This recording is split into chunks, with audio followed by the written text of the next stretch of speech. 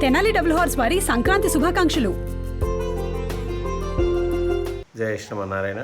విజయనగరం జిల్లా సంతకవిటి మండలం వాల్తేరు గ్రామంలో శ్రీ హనుమద లక్ష్మణ సమేత శ్రీ సీతారామచంద్రుని ఆలయం నుండి ఈ సంవత్సరం ధనుర్మాసంలో భాగంగా శ్రీ వ్రతాన్ని, అదేవిధంగా కాత్యాయని వ్రతం, తిరుప్పావై వ్రతం అని ఈ ధనుర్మాసంలో 30 రోజుల పాటు మేల్కొలుపులతో నగర సంకీర్తన చేస్తూ ఒక 100 మంది వరకు ఆడవాళ్ళు ఆండాల గోష్ఠి, మగవాళ్ళు కూడా ప్రతినిత్యం నగర సంకీర్తన చేస్తూ ఈ యొక్క వ్రతాన్ని చేసుకున్నాం.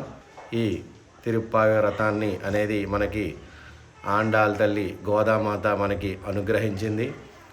30 పాసురములలో రోజుకి ఒక పాసురం చొప్పున శ్రీ స్వామివారికి విన్నపం చేస్తూ దాని యొక్క విశిష్టతను తెలియజేస్తూ ఇలా ఈ 30 రోజుల పాటు మీ వాల్తేరు గ్రామంలో ఉన్న ఆండాలమ్మలు మరియు భజన భక్తులచే ప్రతి ఒక్క గ్రామాన్ని కూడా విశేషంగా సందర్శించడం జరిగింది.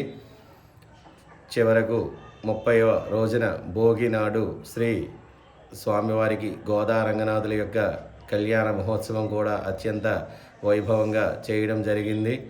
ఈ భోగినాడు స్వామివారిలో అమ్మవారు ఐక్యమైన రోజుగా మనకి పెద్దలు నిర్ణయం చేస్తారు.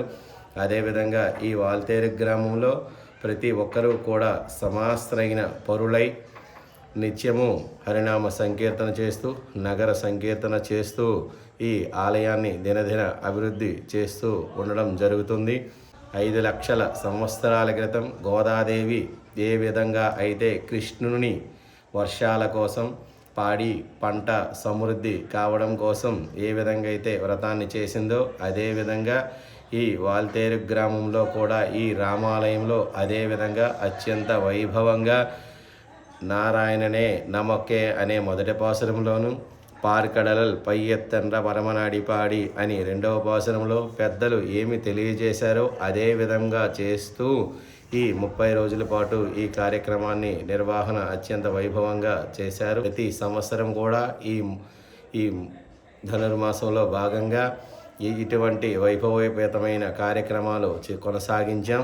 అదేవిధంగా మధ్యలో మనకి భగవద్గీత పారాయణం, విష్ణు సహస్రనామ పారాయణం, తిరుప్పావై పారాయణం, అనేక విశేష గ్రంథాలను కూడా చదవడం, అభ్యసించడం కూడా జరుగుతుంది. ఈ కార్యక్రమంలో చాలా వరకు పిల్లలు, పెద్దలు, ఆండాలమ్మ తల్లులు అందరూ పాల్గొనడం జరుగుతుంది.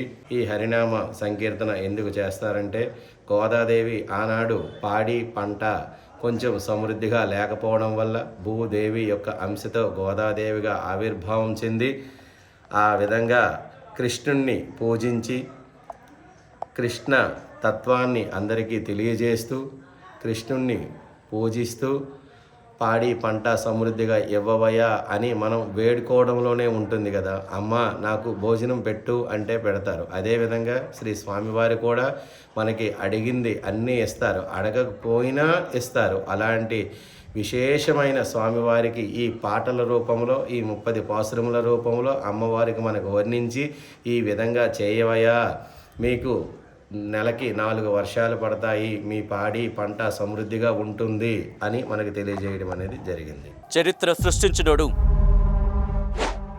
ఇప్పుడు ఆ చరిత్రని తిరగరాయబోతున్నాడు.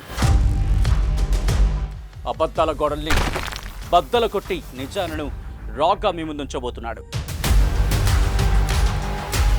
నిజమైన వార్తల కోసం వెంటనే డౌన్లోడ్ చేసుకోండి రా యాప్ని.